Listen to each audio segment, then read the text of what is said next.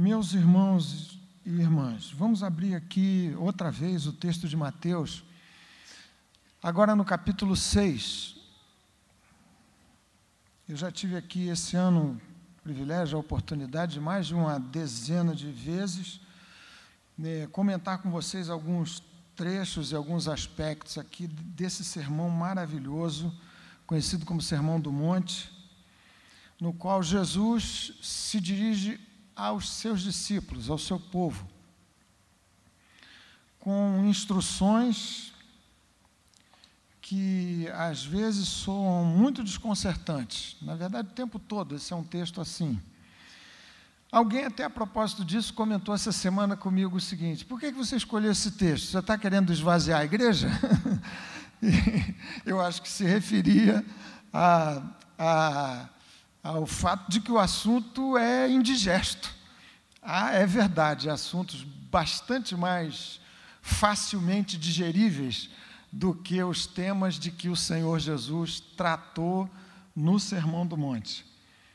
Mas eu tenho absoluta certeza que, tendo sido o Senhor que o ministrou, registro inspirado da sua palavra, é o que nós precisamos ouvir e do Senhor receber. Então, é nessa expectativa que nós vamos nos dedicar. Aqui a leitura do capítulo 6, trechos do capítulo 6 de Mateus. Apenas para situar vocês que têm participado aqui com a gente desses momentos. Jesus se dirigiu aos discípulos nesse texto. Então, reforçando que já diversas vezes eu falei para vocês.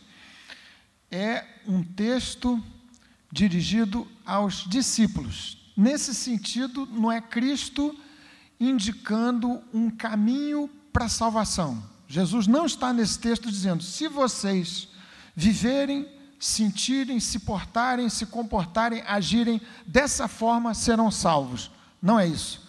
Jesus está dizendo o seguinte: vocês, em tendo sido salvos e alcançados graciosamente por Deus, por meio do sacrifício do próprio Senhor, devem viver dessa forma. Então, é uma instrução de um caminho a ser vivido, seguido, uma jornada própria dos salvos, para os salvos. Não uma instrução no sentido de que, em se fazendo dessa forma, alguém haveria de ser salvo. No capítulo 5, Jesus principiou o Sermão do Monte, descrevendo o caráter do discípulo cristão. Repetindo apenas para você recapitular comigo. Na forma das bem-aventuranças, aquele é o caráter que se forma, que se forja na experiência, na vida do que foi alcançado pela graça salvadora. Em seguida, Jesus trata da influência no mundo desse discípula cristão. Sal e luz, esse é o impacto, essa é a forma de nós nos relacionarmos com o mundo. Jesus, depois de tratar do caráter do discípulo, depois de descrever a influência sal e luz, passa então o Senhor, ainda no capítulo 5, mais propriamente a partir do verso 21, que a gente já leu aqui, a descrever o que Cristo chamou de justiça do discípulo cristão. E por justiça, entenda-se, também lhes disse aqui, dois conceitos que a teologia nos trouxe e que a palavra de Deus nos traz. Disse Jesus no verso 20 de Mateus capítulo 5, se a vossa justiça não excederem muito a justiça dos escribas e fariseus, de maneira nenhuma vocês serão salvos. Por justiça, Jesus queria se referir a uma justiça imputada, que nos é transferida graciosamente, perfeição de Cristo, o nosso substituto, assumindo sobre si as penas atribuíveis ao pecador. Essa é a justiça do ser perfeito de Deus na pessoa de Jesus, e essa é uma justiça que nos é imputada graciosamente. Por isso ela é sobre-excelente, ela excede a qualquer esforço, por mais bem intencionado que pudesse ser de quem quer que fosse. Esse é o caráter da justiça imputada. Mas também Jesus, no Sermão do Monte, trata daquilo que alguns chamam, teólogos, de justiça comunicada. Significa dizer uma prática, um sentir, pensamentos, motivações que impulsionam, que desencadeiam uma conduta cristã típica de Cristo, transferindo para os seus discípulos das suas próprias virtudes e do seu próprio caráter. Nesse sentido, essa justiça comunicada que Cristo descreveu, e que ele descreve agora mais especificamente no texto que a gente vai ler, Mateus capítulo 6, de Jesus: guardai-vos de praticar a vossa justiça, significa dizer que é um comportamento, uma conduta, essa justiça que nos é comunicada pelo Espírito Santo, virtudes de Cristo na direção dos discípulos, vai crescendo na nossa vida, é o próprio processo de santificação, cada dia mais parecidos com Cristo. E então, capítulo 6, Jesus, depois de haver feito 6 antíteses entre um ensino corrente naqueles dias dos escribas, dos fariseus, dos religiosos, e aquilo que deveria ser a prática, a justiça, os pensamentos, a motivação, o entendimento a respeito da lei, da moral de Deus para o seu povo, fez Jesus esses pontos e contrapontos. Em seguida, então, é o que vamos ver agora, o Senhor passa a descrever mais propriamente a conduta nas relações nossas com Deus, o Pai.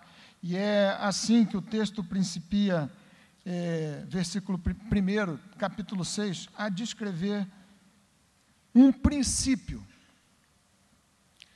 que, como disse a vocês logo no começo, realmente é desconcertante. É como se Cristo, mais ou menos como a gente viu quando leu Tiago, colocasse o Espírito Santo diante de cada um de nós um espelho revelador lá dos recessos da nossa alma, dos motivos do nosso coração, daquilo que parece estar mais lá dentro, guardado e escondido, e que determina a forma como a gente age. O que o Senhor vê? Ele diz, verso 1, capítulo 6, acompanhe por favor comigo: guardai-vos de praticar, de exercer a vossa justiça diante dos homens, com fim de serdes vistos por eles. Doutra sorte não tereis galardão junto de vosso Pai Celeste. Então, nesse verso 1, Jesus já enuncia um princípio geral. Em seguida, o Senhor vai repetir com 3 exemplos que são meio pitorescos, ou talvez dizendo de modo menos elegante, grotescos, formas de piedade que não atendem a esse princípio geral que o Senhor expressou. Guardai-vos de praticar a vossa justiça. Por justiça entenda-se um ato, ou entendam-se atos de piedade, a sua religiosidade, a sua espiritualidade, a sua vida piedosa. Guardem-se de exercê-la diante dos homens, com o fim de serdes vistos por eles. Doutra sorte não tereis galardão junto de vosso Pai Celeste. Se fosse necessário, e foi, dar um título a essa meditação, Marcinha sempre me pede os títulos aqui para quem prega, eu disse hoje para Marcinha: Marcinha, o título é o seguinte: o mundo não é um palco, nem a igreja um teatro. Parte do título eu tomei emprestado do texto do Eugene Peterson, a mensagem, porque o que Jesus vai ter em vista aqui tem a ver com esse aspecto de discrição, de sigilo, de confidencialidade, por assim dizer, da nossa vida de piedade diante do Senhor e diante dos homens. Os 3 exemplos seguem-se a partir do verso 2, para elucidarem de maneira mais própria o princípio que Jesus acabara de enunciar no verso 1. Não sejam exibicionistas, não vivam a sua vida religiosa, espiritual, piedosa, como gente semostradeira, que entende que a vida é um grande show da fé. Não façam isso. Sejam piedosos no segredo das suas vidas. Tomem e satisfaçam-se com isso somente a Deus, como testemunha da sua vida de piedade. Esse é o princípio geral. Tratem de viver as virtudes evangélicas e cristãs, a sua experiência de piedade no mais secreto das suas vidas e dos seus próprios corações. E então, os exemplos de que Jesus passa a tratar no verso 2. Diz o Senhor assim: quando, pois, deres esmola, não toques trombeta diante de ti, como fazem os hipócritas nas sinagogas e nas ruas, para serem glorificados pelos homens. Em verdade vos digo que eles já receberam a recompensa. Tu, porém, ao dares a esmola, ignore a tua mão esquerda o que faz a tua mão direita, para que a tua esmola fique em secreto, e teu Pai que vê em secreto te recompensará. Segundo exemplo do mestre, vocês podem observar que é exatamente a mesma estrutura e a mesma repetição das ideias, numa outra circunstância. Em primeiro lugar, as esmolas, leia-se ou leiam-se atos de misericórdia. Por esmola, o texto, a tradução, o original, quer dizer atos que visam minimizar a situação dos desfavorecidos, dos desvalidos, reduzir o infortúnio de quem anda sofrendo nessa vida. Agora Jesus passa a tratar da oração. Quando orardes, não sereis como os hipócritas. Mesma estrutura, a mesma diferença, o mesmo contraste. Hipócritas e discípulos. Porque gostam de orar em pé nas sinagogas e nos cantos das praças, para serem vistos pelos homens, padecendo do mesmo pecado, do mesmo mal, querem se exibir. Em verdade vos digo, diz o Senhor, que eles já receberam a recompensa. Verso 6, tu, porém, quando orares, entra no teu quarto, e fechada a porta, orarás a teu Pai que está em secreto, e teu Pai que vem em secreto te recompensará. Verso 16, o Senhor avança para um terceiro exemplo, segundo exatamente a mesma lógica e a mesma estrutura, para elucidar, para dar mais clareza e reforço ao princípio de uma espiritualidade discreta, secreta.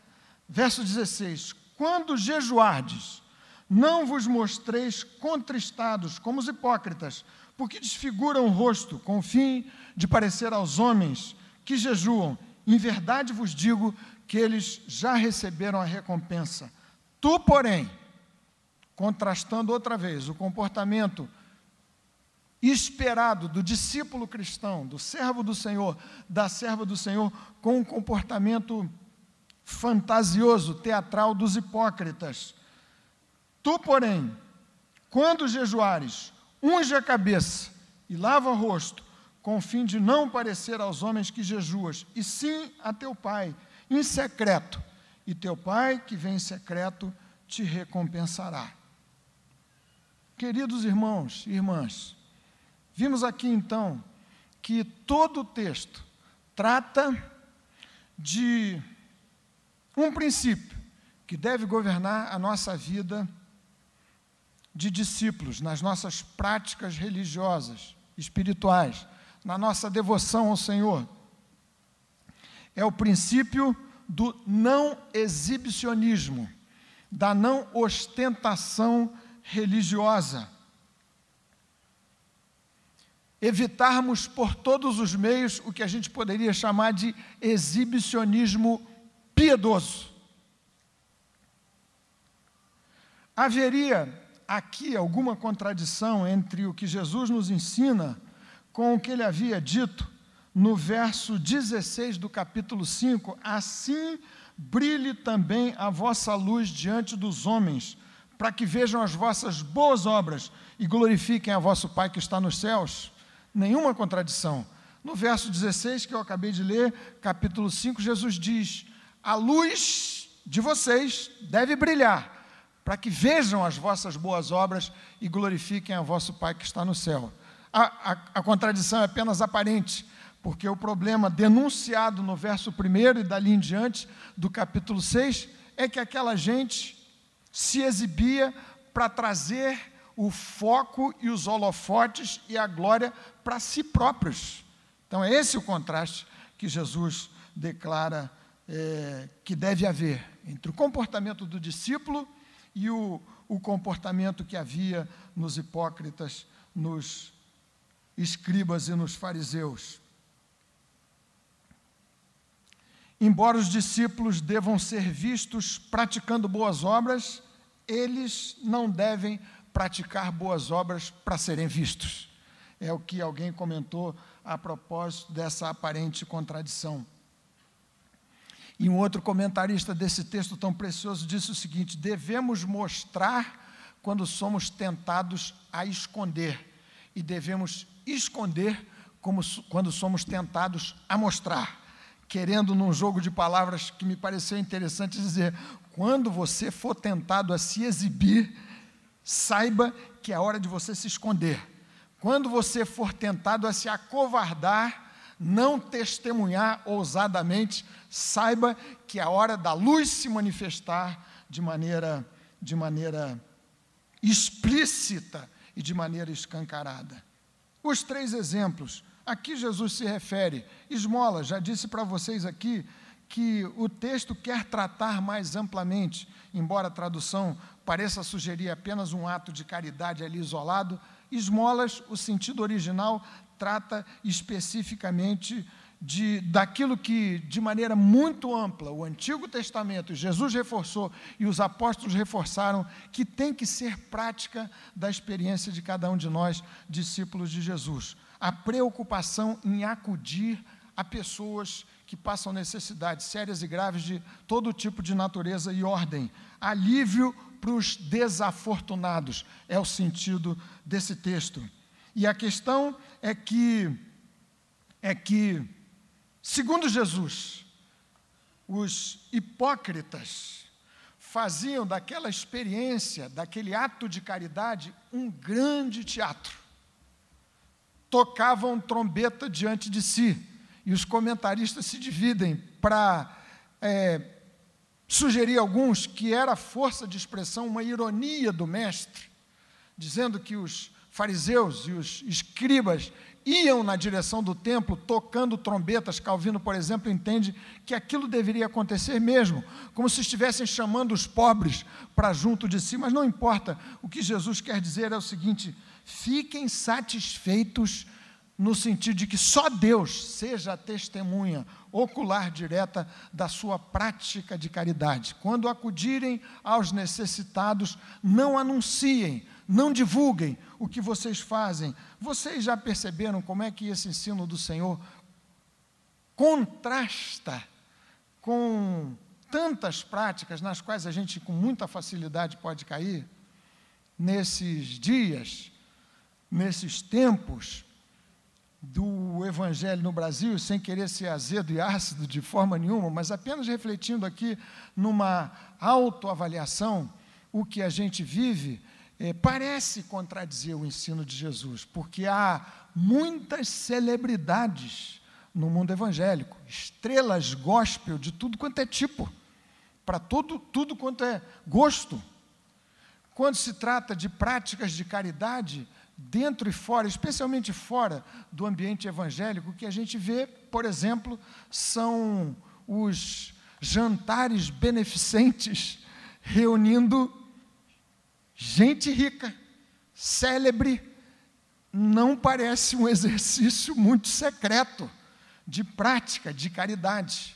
Um sem número de organizações não governamentais, algumas delas fazendo um trabalho extraordinário, mas que trazem o nome do seu benemérito, do seu patrono, vivo. Não parece que sejam casos que exemplifiquem o princípio que Jesus declara que deve ser a justiça praticada por seus discípulos, por sua gente.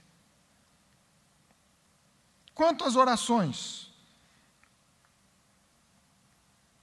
e essa vale a pena dizer para vocês que esse comentário de Jesus do verso 3, ao dares esmola, ignore a tua mão esquerda o que faz a tua direita.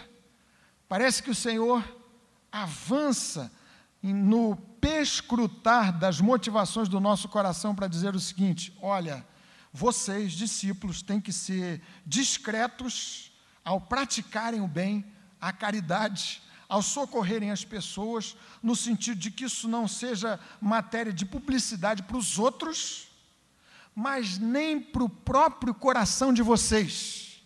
Cuidem para que vocês não armem um show para a adulação do seu próprio coração. Vocês próprios. Vocês mesmos não devem fazer a escrituração dos seus atos de caridade.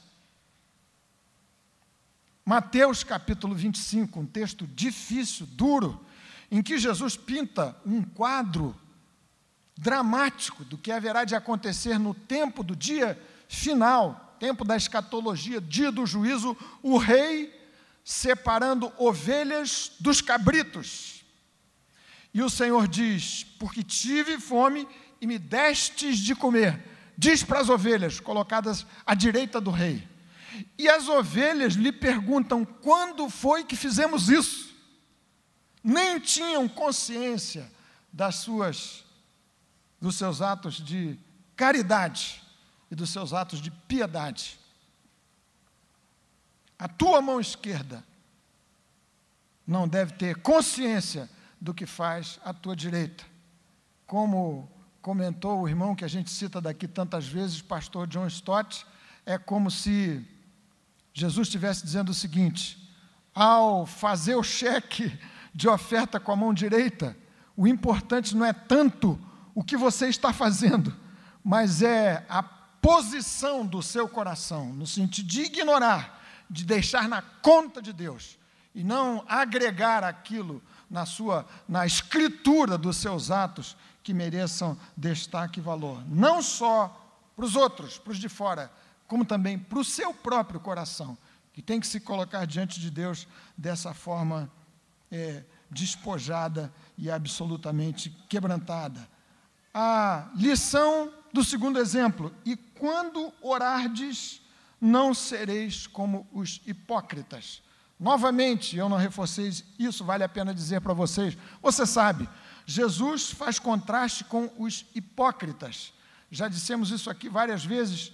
Hipócrita é uma tradução de uma palavra que significava literalmente o ator num ambiente de teatro, o que representa uma peça, o que pretende ser o que de fato ele não é. Cabe num ambiente teatral, em que alguém se apresenta representando um papel, assumindo uma persona para agradar a audiência, o auditório, e ser por isso aplaudido. Diz Jesus: não tratem dos seus atos de caridade, da sua piedade, da sua devoção ao Senhor, como sendo matéria de espetáculo público. O mundo não é um palco, muito menos a igreja deve ser um teatro para a nossa exposição e para a apresentação daquilo que a gente, porventura, venha fazer na direção do próximo ou mesmo do nosso Senhor. Não sereis como os hipócritas quando orardes. Diz Jesus: porque estes gostam de orar. E a frase não para aí. Na verdade, não tinham gosto propriamente pelo exercício da oração, comungarem com o Pai. Gostavam da oportunidade que a oração pública lhes oferecia para se exibirem. É o que Jesus diz. Gostam de orar, se for dessa forma, em pé, nas sinagogas e nos cantos das praças. Com que objetivo? Para crescerem na fé, para comungarem com o Senhor, para andarem mais na presença de Deus, para derramarem seu coração diante do Senhor? Não, com o fim de serem vistos dos homens. Diz Jesus: em verdade vos digo que eles já receberam a recompensa. Tu, porém, quando orares, e a recomendação inspirou o pastor Josué para compor esse hino, Quarto Secreto, não foi isso, Josué? entra no teu quarto, fechada a porta, orarás a teu pai que está em secreto, e teu pai que vem em secreto te recompensará. Seria essa uma contraindicação das orações em público, das reuniões de oração, do que fazemos aqui tantas vezes? Definitivamente não. Aqui, Jesus trata da devoção particular e diz, a questão do quarto secreto, como um exemplo, diz respeito não tanto a um ambiente físico próprio, específico da oração, e muito mais para a disposição que deve nutrir o coração do fiel, de quem se aproxima de Deus. Você se relacionando com Deus no momento da sua oração, e não se relacionando com os outros. Loucura das loucuras é alguém orar se dirigindo aos outros. Você já viu isso acontecer? Participei de uma reunião de oração numa casa, Moniquinha estava comigo, e uma situação constrangedora, meio bizarra, mas ilustrativa desse ponto, aconteceu. Alguém começou a orar, mandando recado para uma outra pessoa presente na reunião de oração. Senhor, tu sabes quantos problemas eu tenho tido com essa pessoa?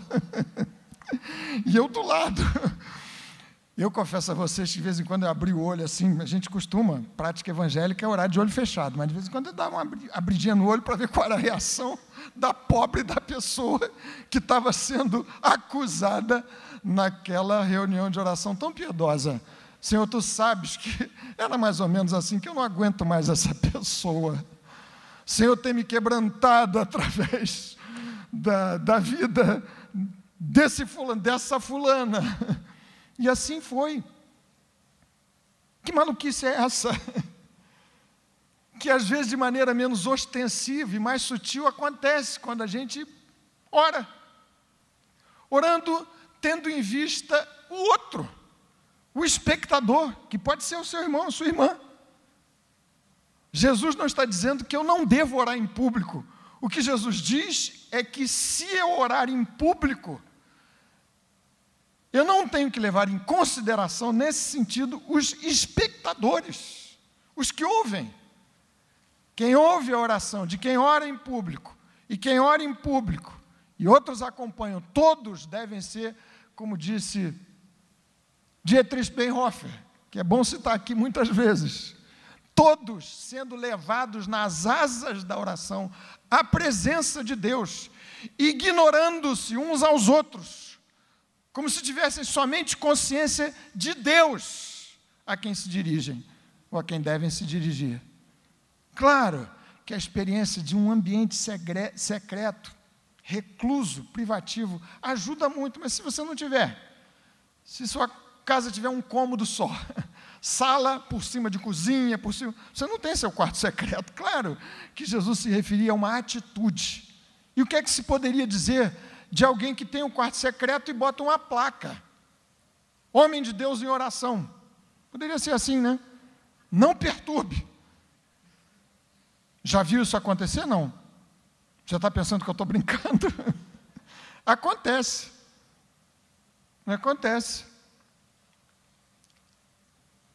E a divulgação do tempo que se mantém em oração diante de Deus, antes de vir para o culto, ou antes de qualquer experiência de enfrentamento de lutas, diz Jesus, sejam discretos, contentem-se com Deus por testemunha de sua própria piedade. Isso basta.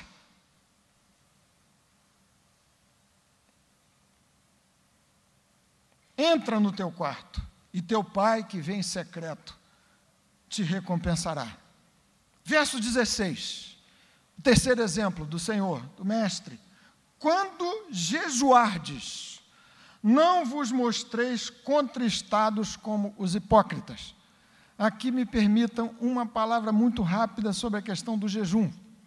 Uma prática que durante muito tempo ficou esquecida, especialmente do ambiente evangélico, talvez como uma resistência a uma experiência distorcida de outros grupos, ditos cristãos. O jejum aparece descrito, recomendado, prescrito na lei de Moisés, um jejum anual, um dia de contrição, de humilhação, dia de expiação, em que o povo de Deus deveria jejuar, abster-se de alimentos para humilhar seu próprio coração, sua vida diante do Senhor, em arrependimento e busca da sua presença. E houve, ao longo da própria descrição da história do povo de Deus, acréscimos de outras instâncias em que o jejum coube e cabia. Daniel, orando, jejuando durante 3 semanas, 21 dias, aflito, perplexo com a situação do seu querido povo, buscando a presença de Deus, humilhando-se diante do Senhor. A rainha Esther, diante de um desafio, defesa do seu próprio povo, da sua gente, jejuou e conclamou os seus concidadãos a jejuarem da mesma forma, buscando a intervenção de Deus a favor daquela causa do seu povo. E tantas situações mais. Esdras, no seu livro, dizendo: nós tínhamos que fazer um percurso perigoso de volta a Jerusalém, e eu tive vergonha de pedir uma escolta ao rei, porque a gente já havia testemunhado dizendo que o nosso Deus pelejava por nós. Então, nós jejuamos e oramos, e pedimos proteção ao nosso Deus, e o Senhor nos atendeu. Portanto, o jejum aparece em muitas situações, recomendado, prescrito no Antigo Testamento, também na prática do Novo Testamento. O próprio Jesus, 40 dias de jejum, sendo tentado depois no deserto. A Igreja Apostólica, várias situações, Paulo mesmo coloca no seu programa de vida espiritual, muitos jejuns, diante de situações específicas. Jejum, você se abster de alimentos segundo a sua própria, respeitando os limites do seu organismo, para colocar-se mais na presença do Senhor. Alguns entendem, gente boa que interpreta as Escrituras, como o próprio pastor John Stott, que a ideia do jejum não seria restrita, específica, exclusivamente à restrição de alimentos. Mais modernamente eu vejo a garotada fazendo jejum de uma opção de coisa. Por exemplo, fazer jejum são coisas boas, fazer esse tipo de jejum. Internet, Facebook. Para alguns é difícil fazer jejum de internet durante o culto. 1 hora e pouco. Seria tão bom se nesse momento você desligasse completamente as antenas que conectam você ao mundo virtual, digital, e se concentrar em Deus, na palavra do Senhor. Tempos de abstinência de determinados elementos. Nesse caso, o jejum tratando muito especificamente do domínio do seu próprio corpo, dos seus apetites, mas também algumas outras questões mais que abrem espaço para consagração. Paulo, escrevendo sua primeira carta aos Coríntios, capítulo 7, lá nos primeiros versos, regulando a experiência de pessoas casadas, ele diz: vocês não se privem um ao outro, tratando da experiência sexual, não se afastem, exceto por breve tempo, se for para vocês se consagrarem à oração e à palavra de Deus, se consagrarem por breve tempo, afastem-se por pouco tempo, para que Satanás não vos tente por conta da vossa incontinência.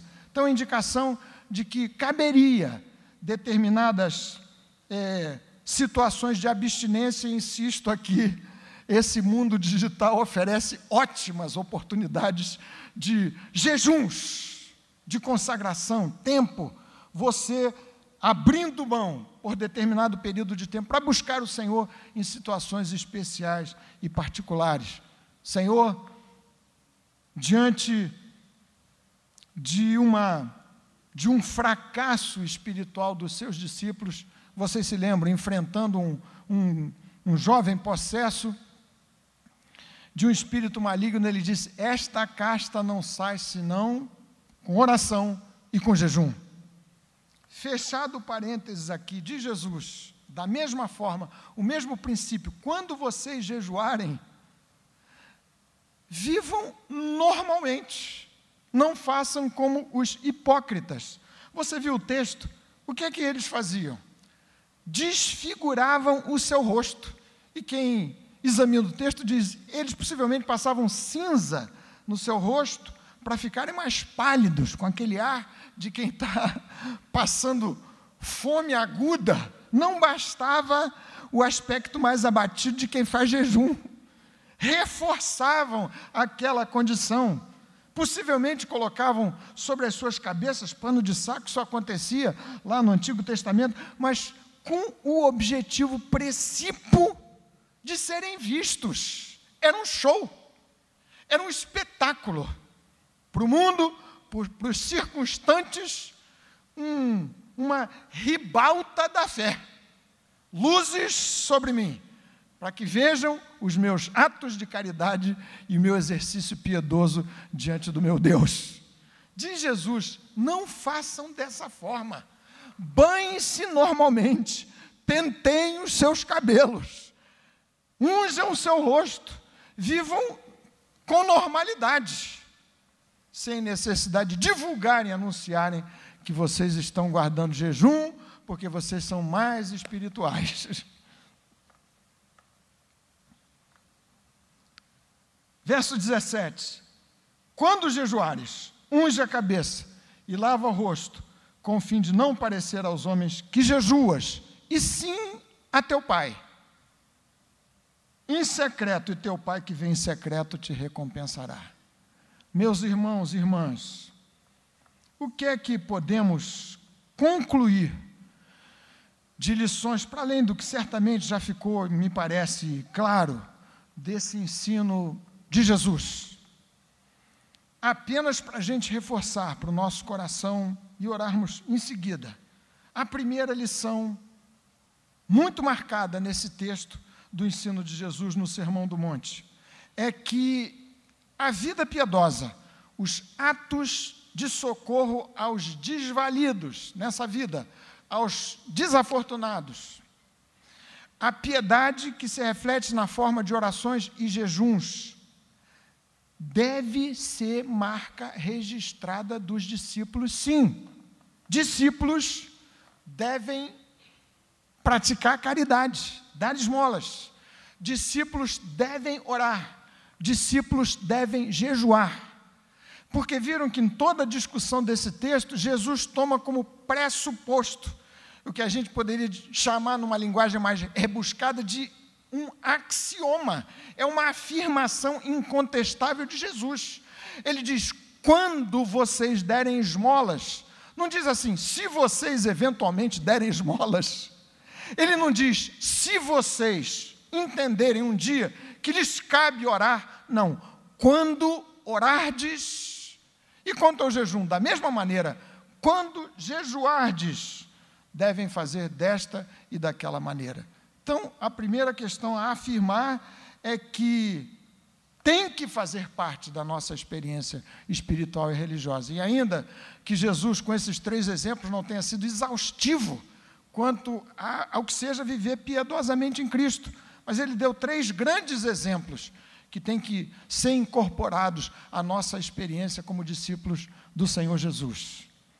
Quanto a dar, vocês sabem, e a gente tem comentado aqui, que esse é um dos maiores desafios do discípulo do Senhor. Dar, repartir o que você tem, tendo mais ou tendo menos. Li esses dias uma frase atribuída a Voltaire, filósofo, ensaísta do tempo do iluminismo, lá do século XVII, francês, dizendo o seguinte, quando a questão é dinheiro, todos nós somos da mesma religião. Ele querendo ironicamente dizer que todo mundo, mais pobre, menos pobre, mais rico, menos rico, quando se trata de mexer no bolso, como alguém também já disse, é a última parte do cristão a ser convertida. Diz Jesus, vocês precisam viver essa prática, abrindo mão do que lhes venha fazer falta. Isto tem que ser parte da experiência do discípulo cristão, do discípulo do Senhor. E aí me permitam sugerir para vocês que, na dúvida, peque pelo excesso. Melhor que você erre contribuindo do que tergiversar longamente se deve ou se não deve e acabar restringindo a contribuição no seu coração por uma questão qualquer. Se for para errar, erre pelo excesso. Claro, você tem muitos princípios de contribuição, de assistência a pessoas que o próprio Novo Testamento, que o Antigo Testamento estabelecem. Você tem que enxergar tudo isso. A igreja é orientada ao trato com as viúvas, muitas situações descritas aqui. Vamos entender essas condições, mas que elas não sejam um embaraço ou reforço à nossa tendência ao egoísmo.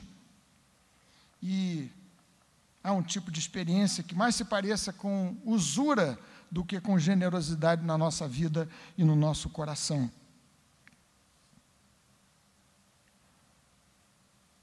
Orar, já temos falado tanto sobre isso aqui, jejuar, considerando as suas limitações físicas, são práticas que têm que ser incorporadas à nossa experiência espiritual. É a primeira grande lição desse texto. Jesus partiu do pressuposto de que isso está posto diante do discípulo, tem que fazer parte da nossa vida. Ao mesmo tempo, contraponto a essa ideia de Jesus, tais atos piedosos não são um indicativo último da qualidade da sua vida espiritual. É possível transformar um ato de piedade, segundo Jesus, num ato de exibição vaidosa. É possível transformar um ato de caridade, de piedade, na verdade, numa exibição profundamente narcisista de quem chama os holofotes para si. Então, esses atos, em si, não são a indicação da qualidade da minha e da sua experiência espiritual. Aliás, Satanás pode, segundo as Escrituras, e frequentemente o faz, nos atacar naqueles instantes, naqueles momentos em que mais a gente deveria estar em comunhão com o Senhor. Vejam vocês o que se passou com Cristo, nosso mestre, nosso Senhor, expositor desse texto. Mateus capítulo 4, comunhão profunda com o Senhor, com o Pai, 40 dias de oração e de jejum, sendo tentado naquele ambiente. Então, de joelhos, você pode sofrer o agravo das tentações. E aqui, toda a recomendação do Senhor é para que eu não tome esses atos por si, revendo, permitindo que o Espírito Santo reveja as minhas motivações, o meu relacionamento com Deus, o que importa, enfim, Ele tomando como testemunha única daquilo que eu vier a fazer. Terceira lição, o discípulo, lição óbvia desse texto, não pode visar as aparências, não pode viver de teatro espiritual. 3 vezes, Jesus denuncia esse comportamento dos hipócritas, dos atores da religião. 3 vezes, Jesus diz que nos cabe conformarmos-nos com o testemunho do Pai que vê em secreto, dessa testemunha ocular de todos os nossos atos, combinando 2 maravilhosas ideias. Eu tenho que tratar da minha vida espiritual com toda discrição. Ao mesmo tempo, eu tenho que levar em conta que Deus testemunha tudo que eu faço, tudo que eu vivo. Salmo 139, belíssima oração de Davi, verso 7.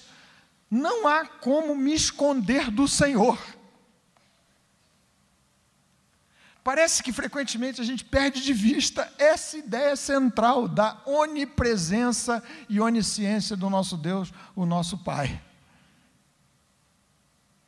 Jonas, pretendendo fugir da presença de Deus, que loucura era aquela?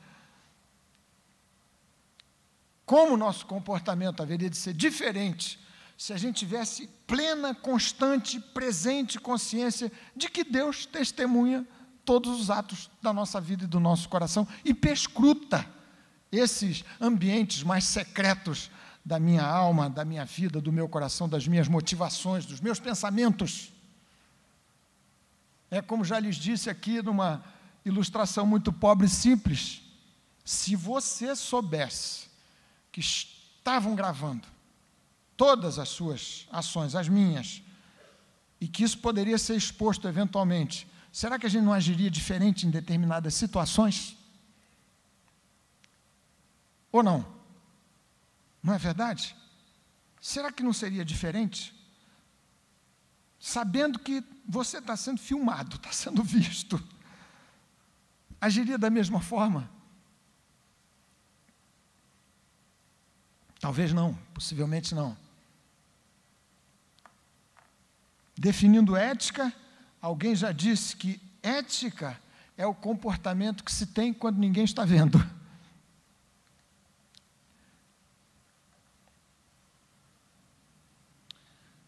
Quarta lição, para concluirmos a reflexão dessa noite. Jesus nos diz, nesses 3 exemplos, e no princípio anunciado no verso 1, que acabamos de ler do capítulo 6, que eu tenho que optar entre 2 possibilidades de recompensa. Diz Jesus: quem pretende receber aqui e agora a recompensa por sua vida piedosa, abre mão automaticamente da recompensa que Deus, o Pai, pode e providencia efetivamente para os seus. São recompensas mutuamente exclusivas e excluem-se umas às outras. Se vivo minha piedade, se vivo como discípulo, como um espetáculo a ser reconhecido pelos outros, eu estou abrindo mão da recompensa que me cabe a ser providenciada por Deus, o nosso Pai Celestial. Não foi isso que Jesus disse o tempo todo? Quem se expõe, quem faz do mundo um espetáculo e da igreja um teatro para a sua autoadulação, já recebeu a sua recompensa. É verdade, recompensa fugaz, como o aplauso num estádio de futebol. Vocês já viram como as torcidas fazem? Aplaudem e na semana seguinte, o mesmo que foi aplaudido pode ser perfeitamente vaiado. Até me lembro aqui daquele grande campeão francês, vaiado seguidamente aqui no estado do Rio de Janeiro, ao receber a medalha de prata. Todo mundo viu aquela situação embaraçosa. Vocês viram? E o francês ficou um bocado aborrecido. Perdeu a medalha de ouro para o brasileirinho, azarão, correndo por fora, não gostou da vaia que levou. Mas a mesma gente, o aplauso humano é assim, é fugaz, oscila segundo o humor da hora. E como é que isso pode se traduzir na nossa experiência pessoal? Você, eu, nós, trabalhando para o reino de Deus. Quer ver um sintoma? Quando a gente se sente ressentido com a falta de reconhecimento das coisas que a gente faz. Por exemplo, na própria igreja, isso pode acontecer. Obreiro cristão ressentido bem pode ser indicação de uma expectativa de ter o reconhecimento e o aplauso, a recompensa terrena de Jesus. Não esperem isso. Se você produz, trabalha no reino de Deus e vive cheio de milindres, porque não recompensam, não apoiam, não falam do seu trabalho e do seu valor, assunte o seu coração para verificar se não se trata de troca indevida da recompensa celestial pela recompensa imediata, fugaz e terrena.